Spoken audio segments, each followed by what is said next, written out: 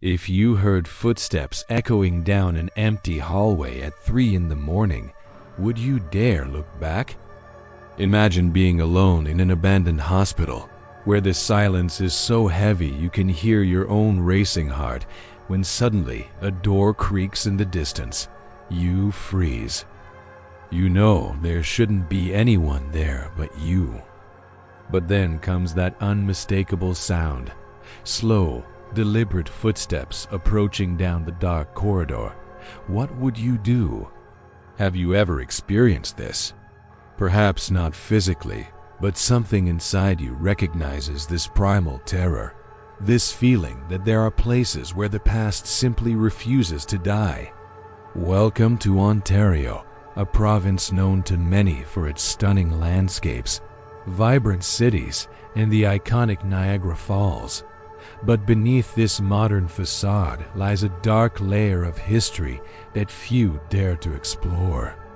Ontario holds some of Canada's most terrifying legends, stories documented by paranormal investigators, recorded in old police reports, and whispered by generations of locals who swear they've seen things that defy all logic. Stay with me until the end, because what you're about to discover may completely change how you see the seemingly innocent places around you. Today, we're going to delve deep into 10 haunted places in Ontario where the past refuses to rest. And believe me, some say that with very good reason. We're not just talking about generic ghost stories or urban legends that everyone tells around a campfire. We're talking about real locations, many of them still standing, where documented tragedies occurred, where lives were lost in terrible circumstances, and where reliable witnesses recount experiences they simply can't explain. Abandoned psychiatric hospitals where the echo of screams still seems to reverberate through the peeling walls. Historic hotels where guests wake up with the feeling of being watched by something invisible. Ghost towns where time has stood still, but the presences that once inhabited them never truly left. And here is a warning I need to give before we begin. At number 1 on this list, you'll discover a place where even the most experienced paranormal investigators refuse to return. A place so charged, so intense, that simply being there seems to drain your life force. But don't skip straight to the end, because each story that comes before builds the path to understanding why this last place is truly different from all the others. So take a deep breath, because now we're going to begin our journey through the darkest and most forgotten corners of Ontario, where ancient legends still walk among us. And look, if you're enjoying this vibe, if you felt that shiver down your spine, or if you simply want to see more haunted stories from the most forgotten places in Canada, leave a like on the video. It shows me I'm on the right track and motivates me to keep researching, exploring, and bringing these incredible stories to you. And if you're not yet subscribed to the channel, hit that subscribe button, because every week I bring new content about abandoned places, urban legends, and the most disturbing mysteries of Ontario and all of Canada. Turn on notifications too, because you definitely don't want to miss what's coming next. Now, let's begin to unravel these 10 terrifying legends. Prepare yourselves. Let's start with number 10 on our list. And I'll tell you right now that even though it's the lightest of this journey, what happens at Old Fort Erie will make you question a lot of things. Located in the Niagara region, right on the border with the United States, this historic fort was the scene of one of the bloodiest battles of the War of 1812. Hundreds of soldiers died there in brutal conditions, and since then, visitors and employees have reported something very specific: the unmistakable smell of burnt gunpowder appearing out of nowhere on perfectly calm days. There are no cannons being fired, No historical reenactments taking place, but the smell is there, strong and unmistakable. And there's more. Night guards swear they hear military marches echoing through the empty corridors, as if invisible battalions were still carrying out their orders from 2 centuries ago. The transformation that violent death causes in a place is something that science still cannot fully explain. In 9th place, we have the Gibraltar Point Lighthouse on the Toronto Islands. This lighthouse, built in 1808, holds a disturbing history that few tourists know. The first lighthouse keeper, John Paul Radelmuller, mysteriously disappeared in 1815. Rumors at the time suggested that drunken soldiers murdered him during an argument about homemade beer he was brewing. His body was never found, but decades later, during renovations, workers discovered human bones buried nearby. Since then, the shadowy figure of a man has been seen wandering around the lighthouse, especially on foggy nights. Photographers capture inexplicable orbs, and electronic equipment simply stops working for no apparent reason when you approach the top of the structure. It is as if the hidden truth about what really happened to Radelmuller is still trapped in that place, demanding to be told. The 8th stop on this list will take you to the heart of Ottawa, more specifically to the Bytown Museum, housed in the oldest building in the Canadian capital. Built in 1827 as a warehouse during the construction of the Rideau Canal, this building witnessed decisions that changed the fate of thousands of workers. The canal's construction was one of the deadliest undertakings in Canadian history, claiming the lives of approximately 1,000 workers due to malaria, dynamite accidents, and inhumane working conditions. Museum staff report heavy footsteps on the upper floor when the building is empty and locked. Objects are moved around at night. And most disturbingly, visitors often feel a cold hand touching their shoulders in the exhibits about the canal's construction, as if those dead workers wanted their stories to finally be acknowledged. But if you found that scary, wait until you meet this 7th place, the Screaming Tunnel in Niagara Falls.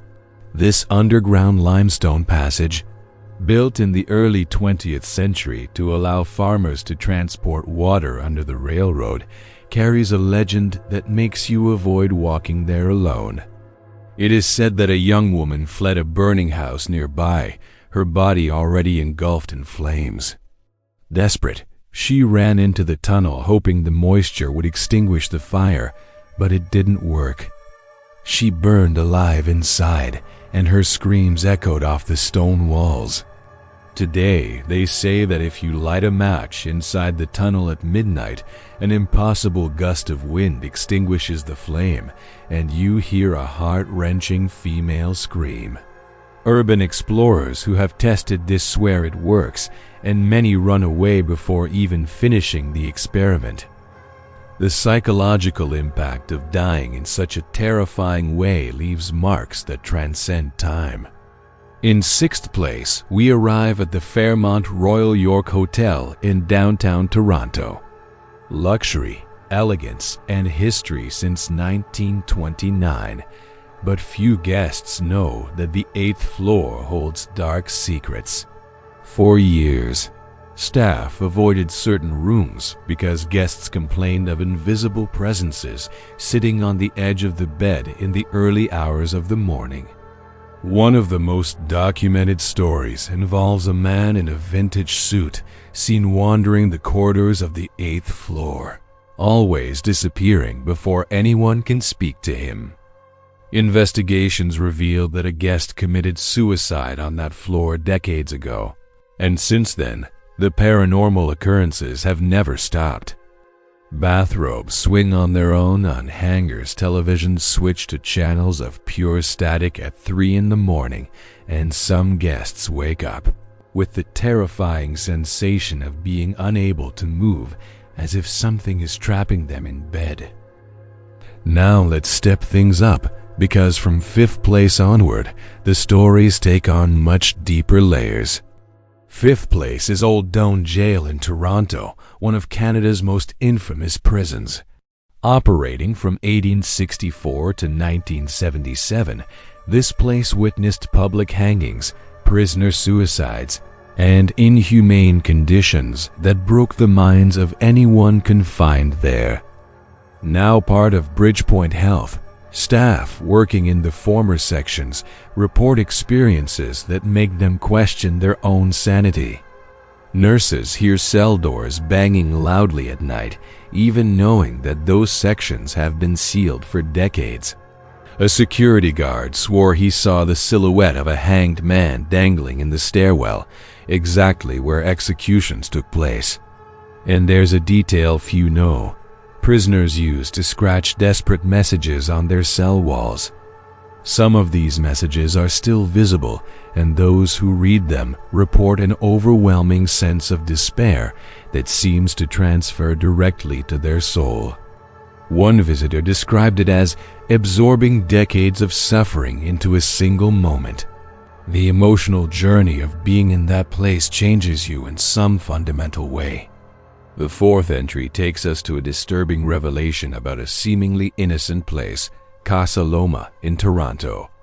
This majestic castle, built in 1914 by financier Sir Henry Pellet, is a tourist attraction during the day, but at night it transforms into a scene of inexplicable phenomena. The underground tunnels connecting the castle to the stables are known as one of the most paranormally active spots. Night guards refused to patrol alone after several of them reported encounters with a woman in white who appears at the end of the tunnel and simply dissolves into thin air. But the most disturbing thing happens in the billiard room on the third floor. Security cameras have captured, on multiple occasions, the billiard balls moving on their own, forming impossible geometric patterns. Technicians have verified there are no vibrations, no tilting of the table. The balls simply move. And when you are there alone after closing time, there is a constant sound of footsteps going up and down the main staircase, even when you can see that there is absolutely no one there. There's still time to leave, but the third place won't let anyone escape so easily. We're talking about McKenzie House, also in Toronto, the last residence of William Lyon McKenzie, the city's first mayor and leader of the 1837 rebellion. McKenzie died in this house in 1861, bitter and financially ruined after his years in exile. Since then, the house, now a museum, has become one of the most documented haunted locations in all of Canada. We're not talking about vague accounts, but experiences that led employees to resign. One curator reported seeing a woman in a Victorian dress descending the stairs, so realistic that she greeted her, thinking she was an actress hired for a historical reenactment. The woman looked directly at her, smiled sadly, and disappeared halfway down the stairs. Old printers in the museum start working on their own, printing blank pages or sometimes incomprehensible words. The piano in the main hall plays isolated notes during the night, always the same 3 notes, as if someone were trying to remember a forgotten melody. And the smell? Visitors often describe the strong scent of Victorian perfume and old printing ink suddenly emanating from empty rooms. A paranormal investigator who spent the night there said something that deeply struck me. It's not that they're trapped here, it's that they don't know they've already left. To them, it's just another day in 1861, and we're the intruders. This perspective completely changes how you view historical places. And now we come to second place, where the story gets truly grim. The London Asylum for the Insane, later renamed the London Psychiatric Hospital, operated from 1870 until 2014. During its 144 years of operation, more than 1,800 patients died within those walls, many of them buried in unmarked graves in the hospital cemetery. The treatments were brutal: lobotomies, shock therapy without anesthesia, prolonged isolation in padded rooms. Patients were often forgotten, abandoned by families who felt ashamed, and spent entire decades there until they died in complete anonymity. Today, the abandoned buildings of the complex are considered highly dangerous for urban exploration, not only structurally, but because of what happens inside. Explorers report hearing children's laughter echoing through destroyed corridors, even knowing that there was never a pediatric ward in that specific building. Others speak of a physical sensation of weight on their chest upon entering certain wards, as if the accumulated despair of decades manifested itself as a tangible force trying to expel them. Photographs taken there often show faces in the windows of inaccessible floors. A cameraman who broke into the place for a documentary had his camera snatched from his hands by an invisible force and thrown down the stairs. He vowed never to return. The marks left by inhumane treatment do not simply disappear because a building has been abandoned. They remain, reverberating through time, demanding that we never forget what was done there in the name of medicine. Comment below. This story gave me chills, if you've felt the weight of these legends so far. But hold on tight, because the most disturbing place on this list is still to come. The one I mentioned at the beginning, where even the most experienced paranormal investigators refuse to return. And now, the moment I promised from the beginning of this video, the number one place. The one where even the most experienced paranormal investigators, people who have dedicated their entire lives to exploring the inexplicable, categorically refuse to return.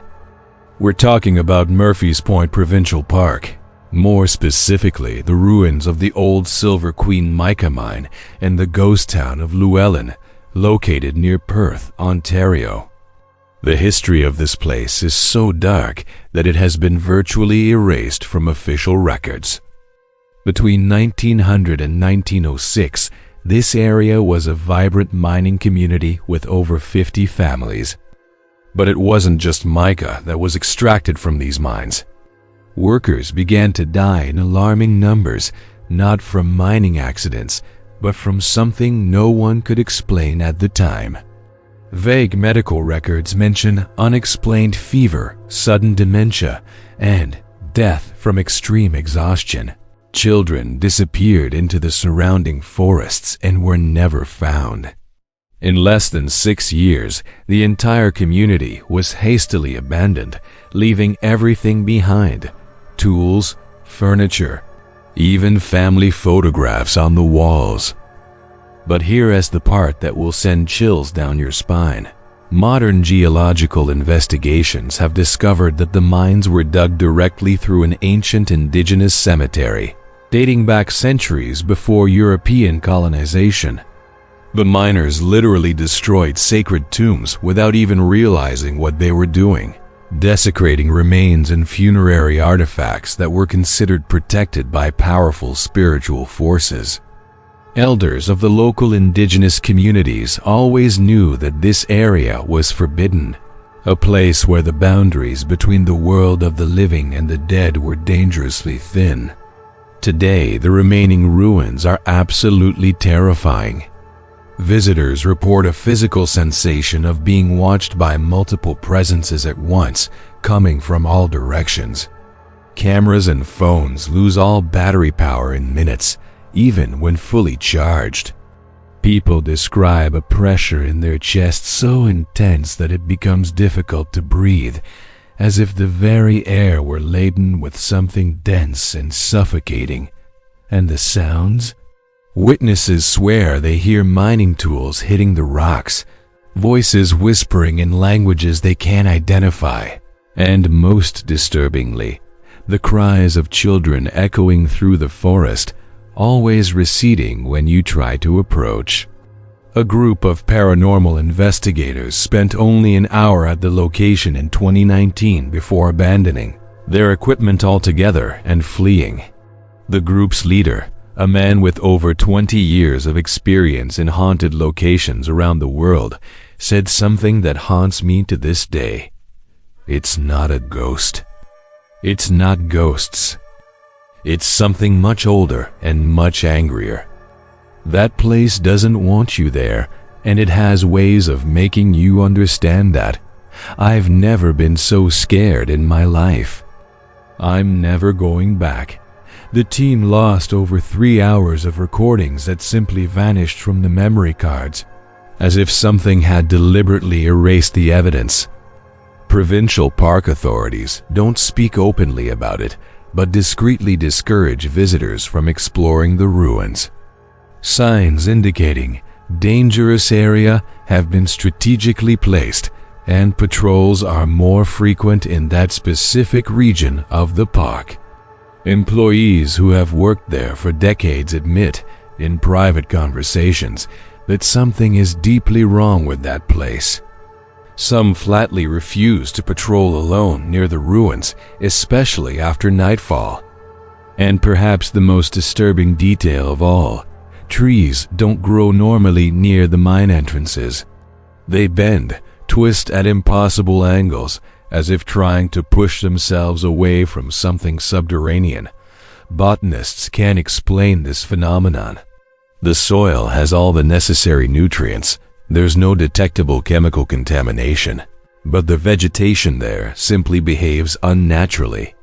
It's as if the earth itself rejects life in that specific location. This is place number 1. Murphy's Point and its cursed ruins. A place where human arrogance has encountered forces we don't understand and can't control. Where decisions made over a century ago still reverberate with terrifying consequences. And where, according to those who have dared to go there, you feel with absolute certainty that you are not welcome. That you are trespassing on something sacred that should never have been disturbed. Did you notice anything in common between these stories? It's no coincidence that all these places carry the weight of real tragedies, of lives brutally interrupted, of suffering that was never acknowledged or validated. Ontario, as a province, was built upon layers of pain that rarely appear in official history books. The colonial era brought bloody wars between indigenous nations, the French and the British. Cholera and typhus epidemics swept through entire communities in the 19th century, killing thousands in a matter of weeks. Mental asylums operated with practices that we now recognize as institutionalized torture. Prisons broke not only bodies, but the mentality and spirit of those confined there.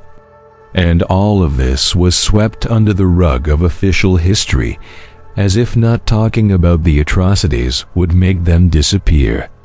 But collective traumas don't simply disappear because we choose to ignore them. They accumulate, take root in the places where they happened, transforming those spaces into repositories of emotional memory.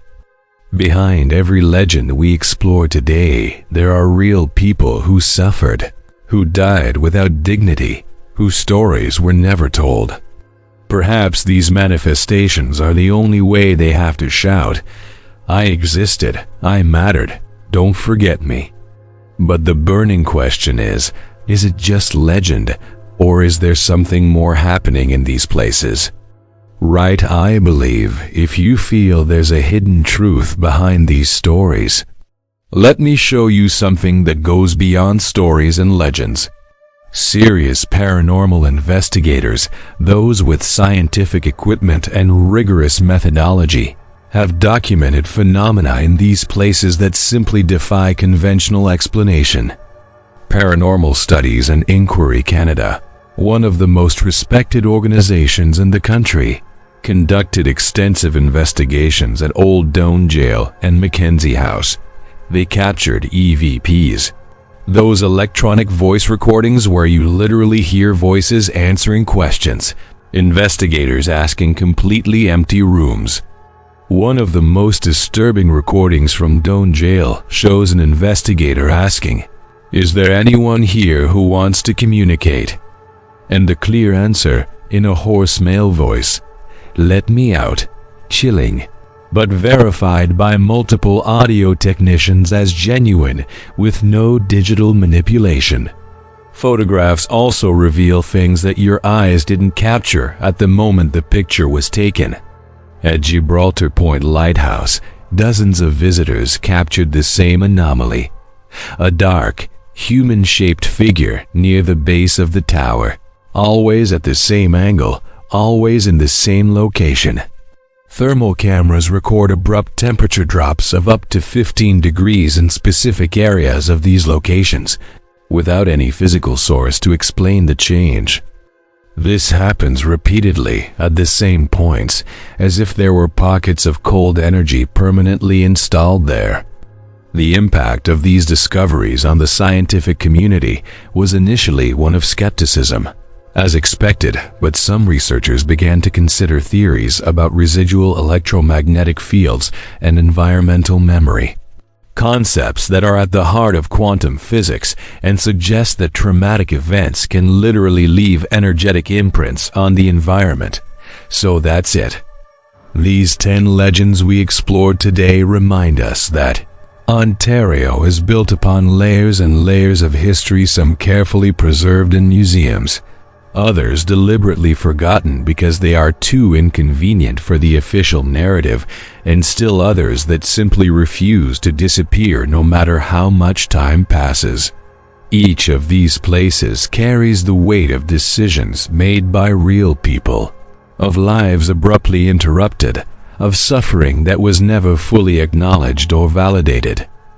And perhaps that is precisely why these stories remain alive, passed down from generation to generation, gaining new details, new witnesses, new meanings. There's a thought that keeps nagging at me. Perhaps these places are haunted not by ghosts in the literal sense, but by memories that still echo through time. Memories so intense, so charged with emotion, that somehow they've become imprinted on the very fabric of these spaces. When you feel that inexplicable shiver walking down an empty corridor, when you hear footsteps that shouldn't be there, when you see something out of the corner of your eye that disappears when you look directly at it, perhaps you're just tuning in for a brief moment to echoes of the past that still reverberate in the present. This perspective completely changes how you see historical places, doesn't it? It transforms each old building into a potential portal to stories that refuse to die. And you? Have you visited any of the places I mentioned today? Did you have any inexplicable experiences in Ontario that made you question everything you thought you knew about reality? Leave a comment telling me which of these legends scared you the most, or if you know of any stories that absolutely should be on this list. I really read all the comments. If you got chills at any point during this video, if you felt that strange energy while I was telling these stories, leave a like below. It shows me you want more content like this, that this journey through the darkest and most forgotten places in Ontario is resonating with you. And if you're not yet subscribed to the channel, hit that subscribe button now, because every week I bring you new stories about abandoned places, urban legends, and the most disturbing mysteries of Canada. Turn on notifications too, so you don't miss the next videos. There's a video over here that will take you even deeper into these mysteries of Ontario, with stories that will make you question even more the line between reality and legend. Click and continue with me there, because this journey is only just beginning. Until the next mystery. If you have the courage to return.